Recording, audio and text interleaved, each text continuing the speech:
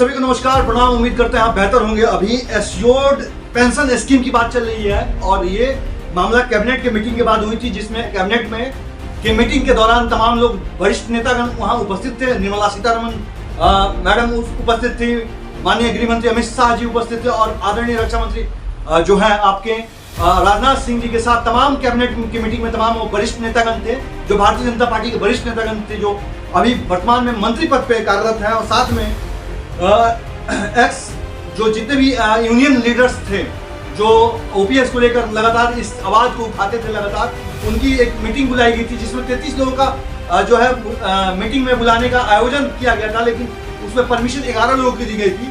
और आपको बता दूं कि 25 साल सर्विस करने के बाद एनपीएस की जगह अब यूनिफाइड पेंशन स्कीम, जो आपको यूपीएस की बात चल रही है, और ये स्कीम पे तमाम चीजें अभी इम्प्लीमेंट होगा, क्योंकि 25 साल सर्विस पे और अभी यूनियन के लीडर्स का भी एक बयान आया जैसे, और उसको देखते हुए लोग लगातार इस पर कटाक्ष करते हैं। लेकिन मैं आपको अवगत करा, क्लियर है कि प्रधानमंत्री नरेंद्र मोदी जी के जो है सानिध्य में तमाम चीजें हुई है। और उस समय कैबिनेट की मीटिंग जब हो रही थी, उस समय भी प्रधानमंत्री आवास के जस्ट सामने मैं उस चीज को कवर कर रहा था, और वहां पे लगातार हमारी वार्तालाप अंदर से हो रही थी कि अब आगे होने वाला क्या, क्योंकि इसकी प्रतिनिधि जो है।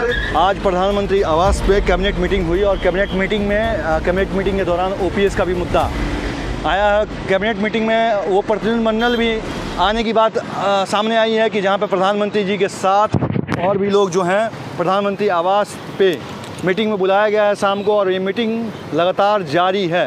अभी वर्तमान में आदरणीय राजनाथ सिंह जी तथा अन्य कैबिनेट के तमाम जो गणमान्य गण हैं वो आ चुके हैं, और अभी मीटिंग लगातार जारी है। और आप देख सकते हैं तमाम चीज़ें हो रही है जिस पे हम चर्चा कर रहे हैं। अब मीटिंग में होगा क्या, इसकी ब्रीफिंग तो बाद में होगी, लेकिन आएगा मुद्दा कि ओपीएस वाले मुद्दे पे लगातार इस पे कार्य हो रहा है। रेलवे यूनियन के जो जनरल सेक्रेटरी शिव गोपाल मिश्रा जो है वो इस चीज को लीड कर रहे थे, और मिश्रा सर के लीड से ही तमाम चीजें बातें उछल के आ रही थी। लेकिन इस बात को तमाम चीजें अवगत करा दिया गया था। सेंट्रल आर्म पुलिस फोर्स का मुद्दा हाई कोर्ट से जीतने के बाद सुप्रीम कोर्ट में जाकर लगातार उस चीज पे भागना, और भाग रही थी। कोर्ट में सरकार की जो सॉलिसिटर जनरल और एडिशनल सॉलिसिटर जनरल जो 22 तारीख की जवाब में लगातार ऐश्वर्या भाटी अपनी बात को आर्गुमेंट्स के दौरान घुमा फिरा के भाग रही थी, और उसके बाद निर्णय लिया गया कि नहीं, सेंट्रल आर्म पुलिस फोर्स का पेंशन तो लागू होता है, लेकिन ओपीएस लागू होता है, और उनके पास वो कागज है कि भारत के सशस्त्र बल है। अब रही बात, ये बहुत बड़ी जीत है पूरे सेंट्रल आर्म पुलिस फोर्स तथा देश के कर्मचारियों की जीत है। लेकिन इस लड़ाई में डंके की चोट पे लड़ा गया, और आज ये लड़ाई पूरा भारत देख रहा है। इस बात का ख्याल पहले अगर हो गया रहता तो आज भारतीय जनता पार्टी 230 पे सीमित नहीं होती। बाकी ये बताइए आप लोग की लड़ाई कैसी रही और किस प्रकार से रही। ये जीत किस जश्न मनाने वाला जीत है। पूरे देश के अर्धसैनिक बल के तमाम अधिकारी, अधीनस्थ अधिकारी या जवानों को मेरी तरफ से सलूट। मैं लोकेश कुमार सिंह, वही लोकेश कुमार सिंह जो ओपीएस की लड़ाई 2021 से डंके की चोट पे लड़ रहा था, उसके तमाम चीजें कुर्बानी दे दी थी।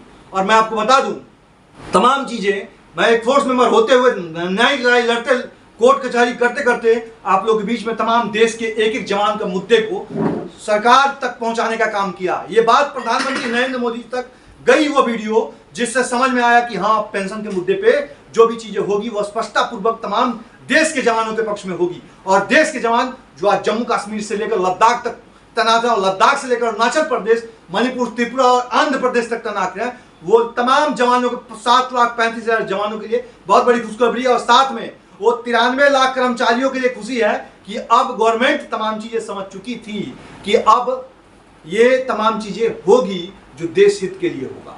और ये तमाम चीजें होना क्यों चाहिए, ये बहुत जरूरी है। 60 साल नौकरी करने के बाद इंसान का पूरा शरीर थक जाता है, और वो उसके बाद जब घर पे जाता है वो एक ही पेंशन है जिससे उसको जिंदा रख सकता है। अन्यथा जो एवरेज मृत्यु है वो 65 साल तक है।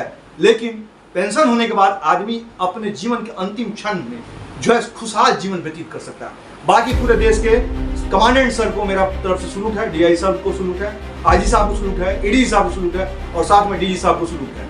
मैं इस लड़ाई में अपने तमाम चीजें कुर्बानी दे चुका हूँ, और मुझे अपना गर्व है कि मैं अपने देश के लिए दिया हूँ, देश के जवानों के लिए दिया हूँ। साथ में मैं सलूट तमाम डीआई साहब से लेकर डीजी साहब तक दे रहा हूँ कि इसलिए ये लड़ाई पूरे अर्धसैनिक बल की थी और मैं लड़ता रहा। मेरे पे किसी प्रकार से तमाम दबाव बनाए गए थे, चाहे कोई भी दबाव बनाया था, लेकिन वो दबाव को मैं नहीं मानते हुए लगातार न्याय की लड़ाई लड़ रहा था और आगे भी लड़ता रहूंगा। ये मेरा प्रण प्रतिज्ञा था। और आज इस देश के सामने सलूट के साथ मैं सभी देश के तमाम वरिष्ठ अधिकारीगण से लेकर जवान तक सलूट करते हुए उनको सलूट कर रहा हूँ कि आप लोग की लड़ाई आज प्रधानमंत्री जी के कार्यालय तक से होते हुए निकल गई कि अब आपको एस्योर्ड पेंशन स्कीम मिलेगी। बाकी मेरी लड़ाई कैसी रही, मेरा अभी तक का जर्नी कैसा रहा, अभी तक का पीरियड कैसा रहा, आप कमेंट बॉक्स में जरूर कमेंट कीजिएगा। साथ में वीडियो को देख रहे हैं चैनल को सब्सक्राइब करिएगा। साथ में इस वीडियो को पूरे भारतवर्ष के एक एक सिपाही तक पहुंचा दीजिएगा, इसलिए कि पहुंचाना जरूरी है कि जान ले कि उनका भाई केस लड़ रहा था ठोक। साथ में आज मुझे बीएसएफ के वो जवान बाकुरे दिखे जो पीएम आवास के चारों तरफ ड्यूटी में खड़े थे, वो सभी लोगों से मुलाकात हुई। साथ में सीआरपीएफ के वो भाई से मुलाकात हुई जो ड्यूटी में खड़ा हुआ था और परमिशन मेरे लिए लिया कि क्या सर लोकेश जी आए हुए हैं, क्या यहाँ पे वीडियो फरमा सकते हैं। ये तमाम चीजों के ध्यान में रखते हुए परमिशन मिला और फरमाया हमने। बाकी मेरी लड़ाई आपको कैसे लगी ये जरूर बताइएगा। बाकी आप सभी को प्रणाम।